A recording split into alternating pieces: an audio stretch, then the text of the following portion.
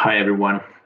So this time I will be talking about privacy issues, the act of social media, and how to act safely in social media and the new GDPR system. It's an interesting task once again, and this time I learned lots of new things. First of all, I gotta say, like when the new GDPR law came, which gives lots of new possibilities for the internet user or the social media user, Xamk, or my organization, we had two different kinds of tests that we needed to do, and it already taught me something about how the new GDPR system is actually, and the law that it made is actually very good for us, for the users. But yeah, let's start. At first, I started Googling as the task was, and I Googled lots of points from the site Quora.com, and I will show you what I found. Yes, first of all, there were lots and lots of discussions in this site Quora, and what I especially liked about this site is that anyone can answer it, anyone can ask a question, and anyone can answer. And there's all the discussions that I went to. There were lots of experts who shared their views. So it was really, I felt like I was in discussion with professionals. So it really made sense. And for example, questions like, as we can see in here, they're very wide. They're very wide. And one interesting discussion was about, can an employer watch the employee's activity on a computer without the employee knowing about it? This was interesting. I have never thought about this before, even though when I mentioned how in my organization, Xamk, we had those two 15 minutes tests that we needed to pass. I don't remember that this topic was mentioned in there. So I followed, there were lots of answers from different people, and I think this was one of the best ones that was mentioned by this guy called Chris Johnson. He answered from the EU, USA, and China. And of course, since we're living in Finland, I checked the EU part. And there were interesting points mentioned in here. And the first answer was that yes, the employees have a right to monitor employees' computers, such as desktops, laptops, servers, and their internet activities. They have this right in general, and as it says in there, when talking about transparency, monitoring should be transparent. The employer must provide clear and comprehensive notice to employees about the monitoring and legitimacy. Employers may monitor employees only to safeguard their legitimate interests while not violating the employees' fundamental rights. And lastly, proportionality. Personal data processed in connection with any monitoring must be adequate, relevant, and not excessive with regard to the purpose for which they are processed. But as this was such a long test, long discussion, I'm not going to go through all of them, but this discussion was very interesting. There was another talk also about like when it comes to email content and screens, do the employees have the right to monitor them? But now here it says that employers have the right to monitor emails, keystrokes, screens content only in case of employees' agreement and awareness. And as it was mentioned about here, the same thing. Oh, and of course, if there's some kind of suspicion about criminal activity. But this was very interesting to learn. And when talking about in our organization, for example, I think we've as I mentioned, we had the tests that were about the new GDPR law and privacy issues in general, but I don't know that is there some people like monitoring what I do online. Or of course, if we go and check, for example, my Facebook site, there is I have two different Facebook sites. This is my personal one, and the other one is the one which I use for work. Okay, so well, let's see. Yeah, it has a. I can put it online. So this one, which I use for work, of course, my supervisors or anyone at work can follow this, since I've already joined lots of different channels and try to act as some employee. So yeah, these were interesting discussions, and other ones. There was an interesting question written in Finnish. It said, what are the top 5 most interesting cyber threats, privacy threats to the year 2020? And what kind of threats will there be for the next 10 years? And the founder or the co-founder of Linux, Martin Mikkos, wrote down some answers here, and he said that there's a couple of things that we could do to make people know more about the privacy issues and cyber attack issues. And Martin says here, he writes down in Finnish, that we should give privacy or GDPR education for all kinds of people. Students, school children, and people in the working life, and also for retired people, politicians. And there should be even more strict privacy requirements for companies and any people working online, so that they are specific enough, and they will be fees, like lots of money needs to be paid if people don't act or follow the GDPR law. And there should be, he also mentions here that there should be wide and large cooperation and sharing of knowledge between all the companies and all the people in Finland. So it was an interesting point that from a very, very professional person. And I was quite surprised that this discussion didn't have that much talk. So I replied to him, and based on the other talk that we had, and I asked that the same thing, that what does Martin Mikkos think about that? Can the employee follow the employer without the employer knowing about this? So I will be waiting for his answer with lots of anticipation, of course.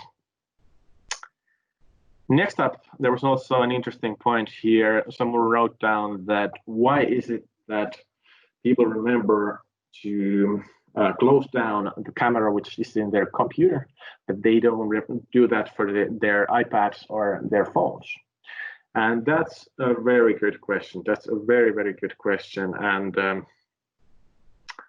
as the first message here, it says also that people don't remember, they don't understand, and I think also they don't remember that the phone is exactly the same as laptop when it comes to privacy issues. So there should be some sort of securements, so that like when there's you're using your camera, you should like put some kind of note so that people won't see you through it. Because I remember one friend of mine,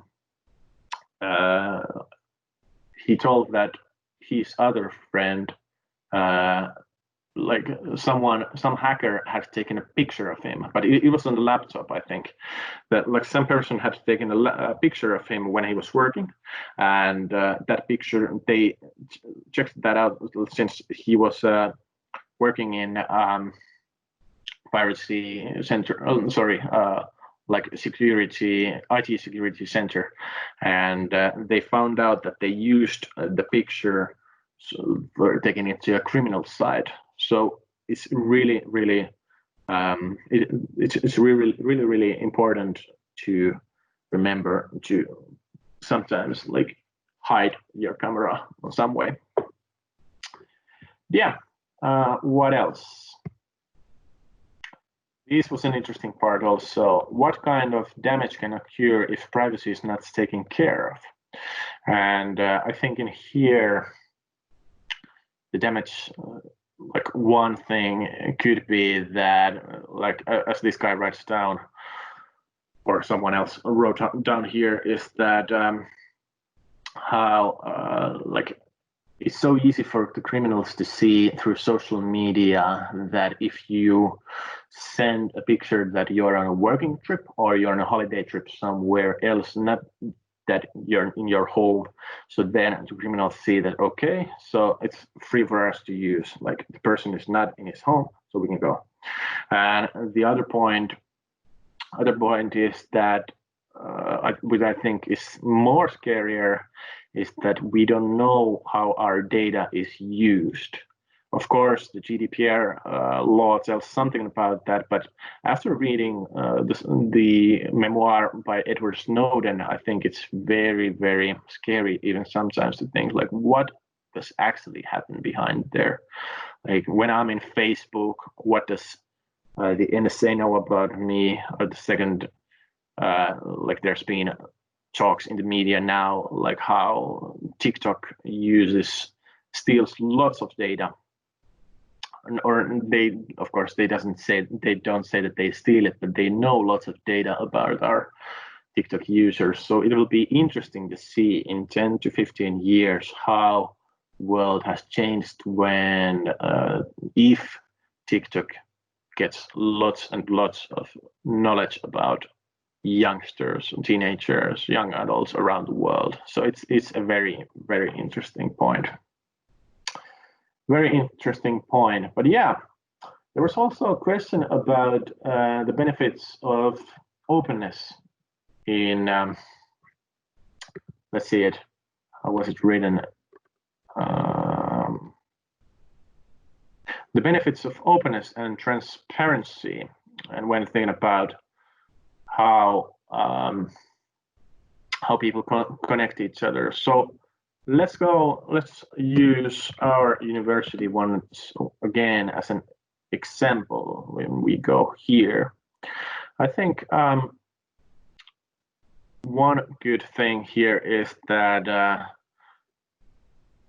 since we have like all the people who have liked our university site, it's much more easier to tell about what's going on in the university. If there's, for example, as it's written in here, when there's new entries coming up, so that we are acquiring new students, it lets our students know about that.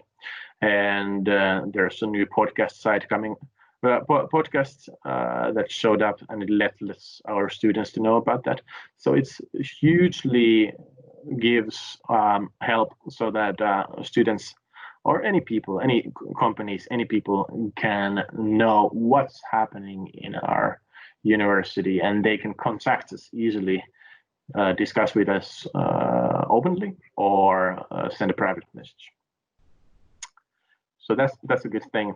And for example, if there was when talking about when there was the question about when is it beneficial for the employer and the employees to share personal information online, I think this follows quite well if we are sending a message in here that there are still places for students to join XAMK, and if they want to contact us through online privately, it's easy for them.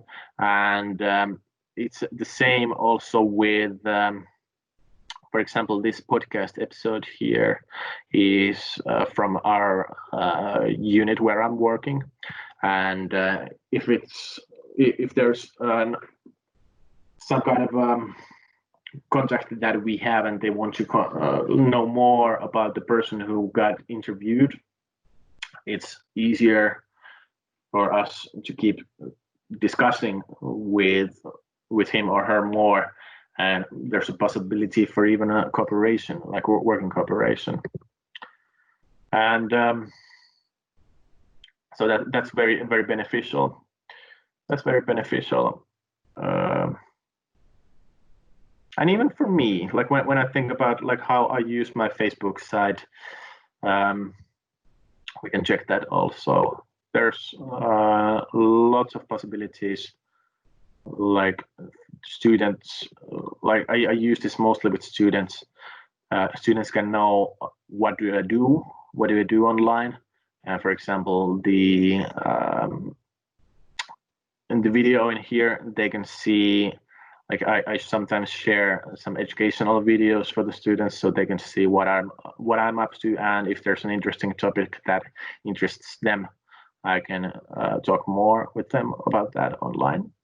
So that's very good. I also Googled myself as the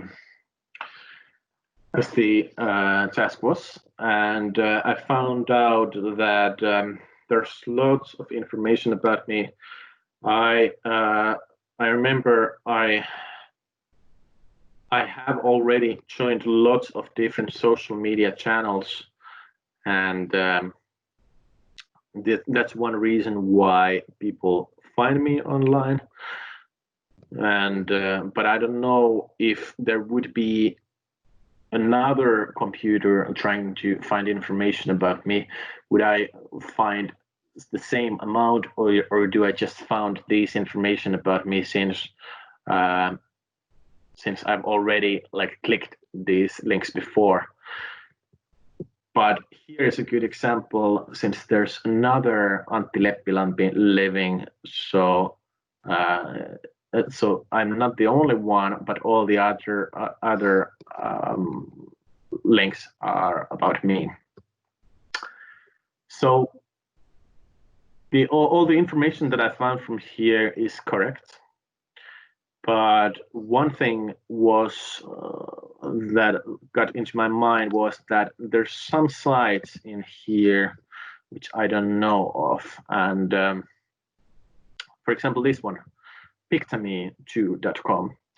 I started thinking, since when I read about the GDPR law, I noticed that I can delete all the stuff that's about me online on any channel, but there's some interesting sites, for example, as this one. I know that this site is related to Instagram, so it takes to my, as it says in here, it takes to my Instagram pictures. But I started thinking, like, what if I would delete my pictures from Instagram? Would they still stay in this site? Because I don't know what is this site, and I don't want to click it because I don't want to, like, it's I know like this site is for every, it's the same site which is for every other Instagram user in the world, but I don't know what site is that. So it's interesting because I know that since Instagram has the rights to all my pictures, but I don't know like how much can they use it, or how can some other people use it, or to copy some of, or take screenshots of my pictures. So that's something that is a little scary. And yeah. And lastly, the GDPR right. I've been talking about this a couple of times already, and here it says in Finnish language, the most important parts of the new GDPR law is that we have a right to know like how our information online is being used. We have a right to use all the information that is shared, and we have a right to fix if there's something wrong in the information given on Google. and we have a right to resist if there's some problems. And lastly, what it says in here, we have a right to be forgotten. So it's interesting to see, like, when I haven't had problems where I would need to like delete my information about me, but if that comes in some point, it's going to be interesting to see how companies react to this, because it's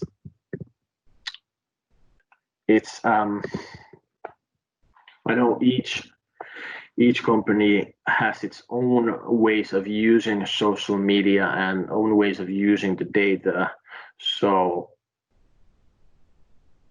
I think we are going to learn day by day more and more. And when I mentioned about like what Martin Mikkos mentioned about like what we should do after this year for the next 10 years should be, like in Finland, we could teach each other more and more, share knowledge more and more about the privacy issues, teach each other more and more so that people know what can you share online and what you could think, like what not to share. But yeah, there's very lots of difficult topics in here, but it was interesting to learn. And what actually I found the most interesting is that like the GDPR law actually says that I have quite many rights. If there's been some misbehaving on how my information has been used, I have a right to fix that. And the company that has making the mistake has a right to fix that. Hopefully, I won't get there, and hopefully no one else would. But if that happens, I hope that if a mistake happens, I hope that everyone can learn from that. Okay, thanks, guys.